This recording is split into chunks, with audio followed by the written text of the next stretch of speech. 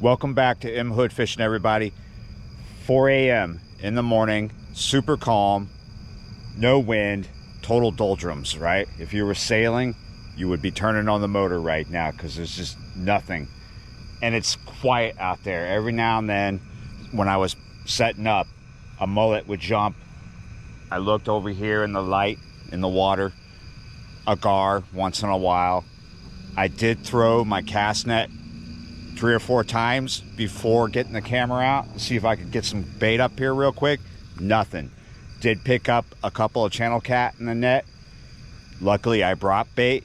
We are here to fish the sunrise. Maybe the bait will show up. But yeah, this is the ICW, Intercoastal Waterway. Right now, ooh, I just saw something flash behind me. Right now, it seems like there's no traffic, so that's kind of a good thing. Sometimes traffic, barge bites, you counting on a barge bite. Other times there's just too much, right? So let's get going.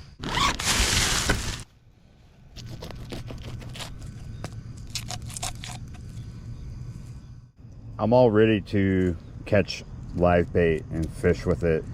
I'm expecting shrimp. I was, but there's nothing, right? So I cut the gut pocket off this piece of mullet here. So this and this, let's get them out. First I want to get these hands clean. So yeah, I should say I was hoping to get live freshwater shrimp, river shrimp, right? Or other things in the net. Keep them in there. So this is a 8/0 octopus hook right through the top. Make sure there's no scales on the tip. There we go. 4 ounces of lead. I'm gonna walk down a few paces from where I'm going to have the rod to do this cast, and I'm gonna do sort of a pendulum cast here because it's a shorter rod and I need to make that distance, and I can do that with this style of cast. Well, you just have to imagine it because yeah, you're not going to see much, are you?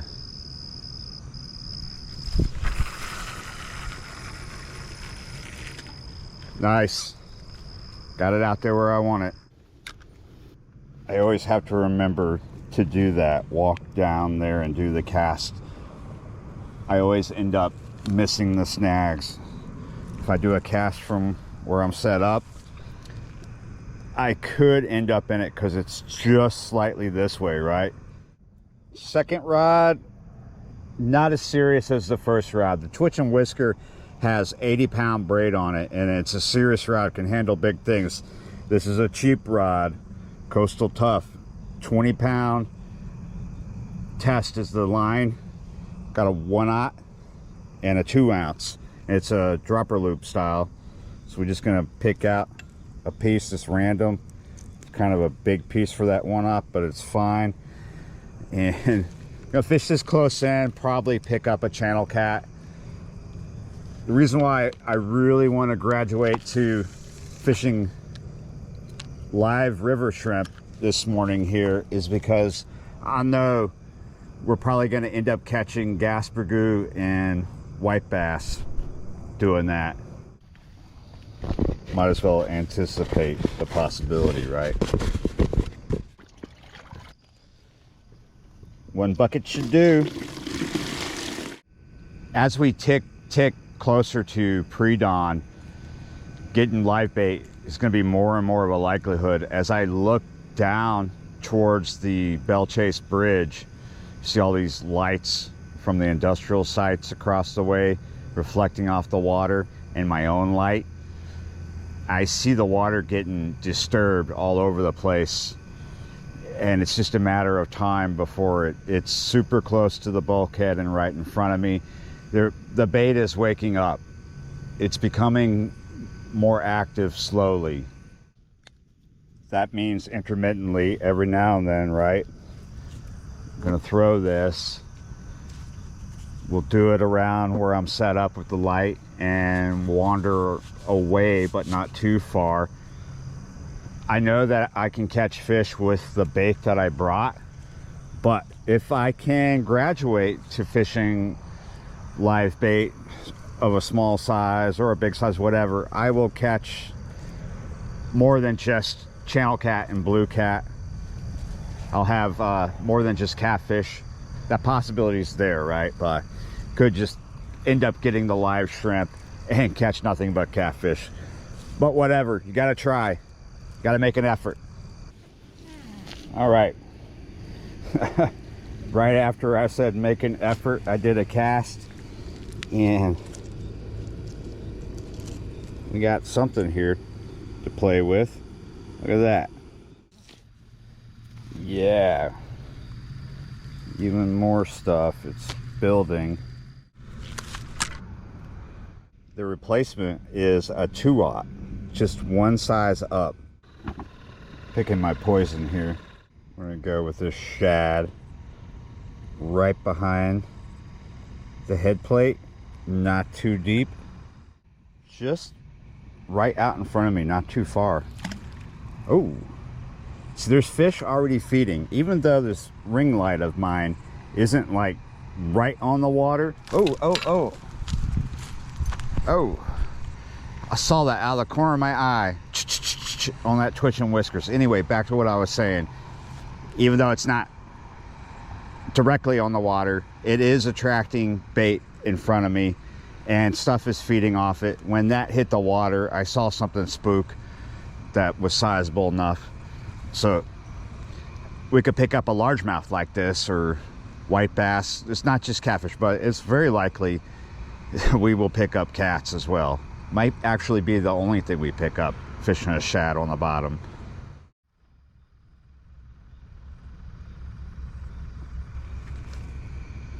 I should be looking at the rod, but there is something coming. It's very quiet and very colorful. Lots of chicken lights. Oh, look at this.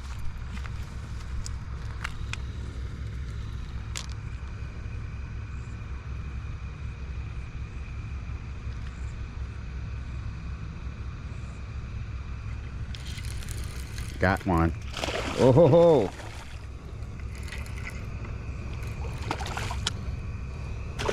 Ah, let go. That was a gar. There it is. It was much more colorful when it was further away. This is probably the best net. It's got mullet, lots of mullet, and some bigger shad, and that's it. There was a hit. Now there is a slack line. I am fixing it, wondering how many more times this will happen. Oh. Is this a possibility? Okay, so we're going to switch. We're going to look at the white rod because look at this. This is a live shad and it's a good ways out. While we were like messing around with this, I kept changing things with this. It had a live ladyfish, now it's got a live shad. It was close in front, it was close in down the way, a little further out, and now it's a lot further out. Something's hitting it. I think things are slow because of water temperature being at a great place for stuff to spawn, especially catfish. It's 79 degrees in the river, so this is definitely warm enough, and it recently got to that, right? So there's just a lot of fish spawning. They're not all spawning. Some may have already finished, some are beginning, some might start soon, but yeah, there's just a lot of that going on. So here we are.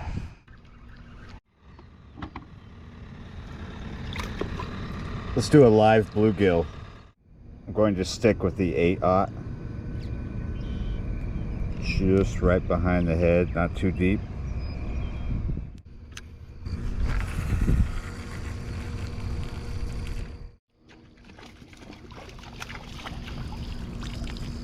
Wow.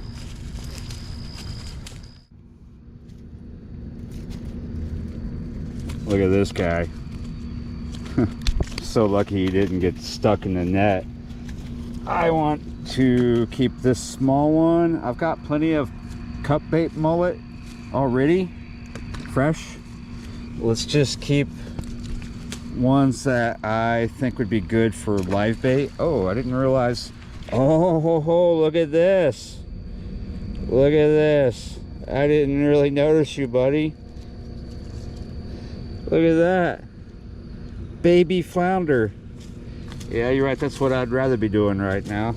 Flounder fishing. Probably keep these two for live bait if we get to it. Gotcha. This is off a live shad. Ooh, it's a gar. Well, hopefully we got a good hookup and we can get him in. It's a spotted gar.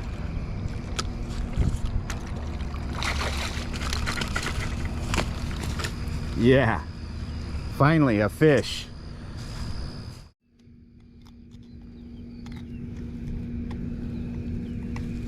Nice, super easy.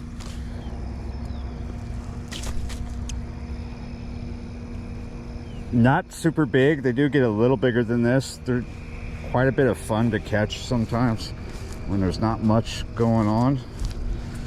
So yeah, happy to get you up here, buddy, and go have a nice life. I'm beginning to wonder what actually in the end will come of this morning. It's been really slow, about as bad as yesterday's session, but at least it's not a stingray, right? Gotcha. Hit that live shad hard. Oh, it's not a gar. It's what I've been picking out my net all morning.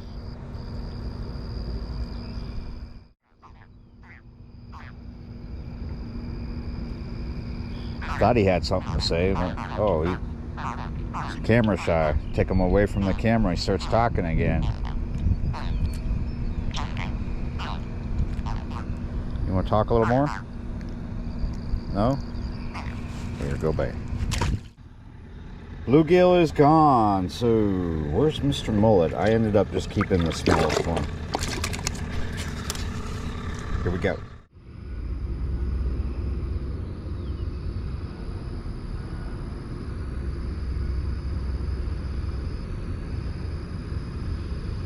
Oh, yes. That's not the mullet doing that.